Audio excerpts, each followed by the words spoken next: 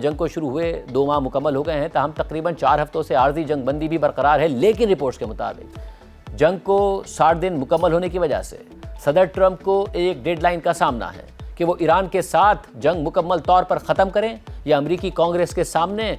اس جنگ کی توسیع کا جواز پیش کریں۔ اور اس حوالے سے امریکہ میں ایک نئی بحث کا آغاز ہو گیا ہے۔ ایکزیوس کی رپورٹ کے مطابق امریکی سینٹ کے اراکین ٹرمپ انتظامیہ سے مطالبہ کر رہے ہیں کہ وہ یہ واضح کرے کہ ٹرمپ انتظامیہ وار پاورز ایکٹ کے تحت 60 دن کی مدت کو ایران کے خلاف فوجی کارروائی میں کیسے دیکھ رہی ہے۔ اس بات کی اہمیت یہ ہے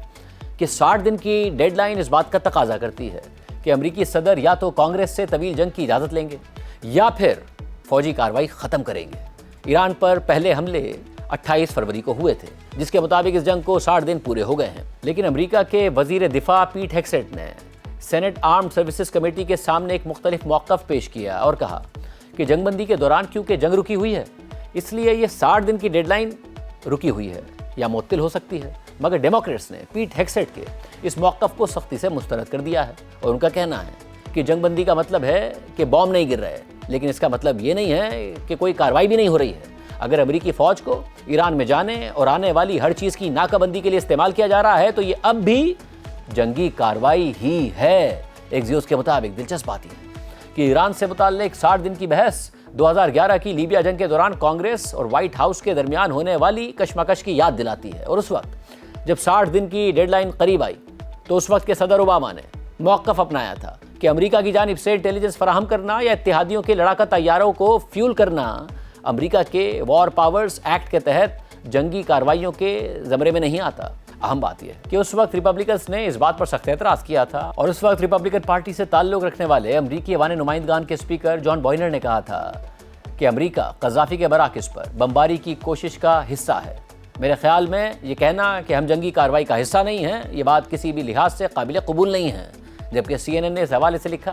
کہ وائٹ ہاؤس دعویٰ کر رہا ہے کہ ایران میں جنگ ایک غیر معینہ مدت کی جنگ بندی کے درمیان ختم ہو چکی ہے، اور یہ موقف ٹرمپ انتظامیہ کو اس بات سے بچا سکتا ہے کہ وہ کانگریس سے جنگ کے لیے منظوری طلب کریں۔ امریکی کانگریس میں دونوں ڈیموکریٹس اور ریپبلکن قانون ساز مسلسل مطالبہ کر رہے ہیں کہ جنگ کی منظوری کے لیے کانگریس کو اعتماد میں لیا جائے، کیونکہ 1973 کے وار پاورز ایکٹ کے مطابق اگر فوجی کارروائی 60 دن سے زیادہ جاری رہتی ہے تو کانگریس کی اجازت ضروری ہو جاتی ہے۔ جبکہ رائٹرز نے اس حوالے سے لکھا کہ اس بات کا زیادہ امکان ہے کہ 60 دن کی ڈیڈ لائن کسی تبدیلی کے بغیر گزر جائے گی اور تنازعہ اسی حالت میں برقرار رہے گا، اور جنگ کے ختم ہونے کا امکان انتہائی کم ہے۔ اس کے بجائے تجزیہ کاروں اور معاونین نے کہا ہے کہ انہیں توقع ہے کہ ٹرمپ کانگریس کو آگاہ کریں گے کہ وہ 30 دن کی توسیع کا ارادہ رکھتے ہیں، یا پھر وہ ڈیڈ لائن کو ہی نظر انداز کر دیں گے، کیونکہ امریکی کانگریس میں شدید تقسیم کے باعث وار پاورز ایکٹ بھی گہرے سیاسی اختلاف کا شکار ہو چکا ہے، جہاں اپوزیشن ڈیموکریٹک پارٹی کے اراکین کانگریس کے آئینی حق کو دوبارہ بحال کرنے کا مطالبہ کر رہے ہیں، جبکہ ریپبلکن اراکین الٹا ڈیموکریٹس پر الزام لگا رہے ہیں کہ وہ وار پاورز ایکٹ کو ٹرمپ کی پوزیشن کو کمزور کرنے کے لیے استعمال کر رہے ہیں، اور ایسے میں اگر ایران کے ساتھ لڑائی دوبارہ شروع ہو جاتی ہے تو ٹرمپ امریکی قانون سازوں کو یہ کہہ سکتے ہیں کہ انہوں نے ایک اور 60 دن کا کاؤنٹ ڈاؤن شروع کر دیا ہے۔ اور یہی طریقہ دونوں بڑی سیاسی جماعتوں کے صدور 1973 میں وار پاورز ایکٹ منظور ہونے کے بعد سے بار بار استعمال کرتے آئے ہیں۔ یہ قانون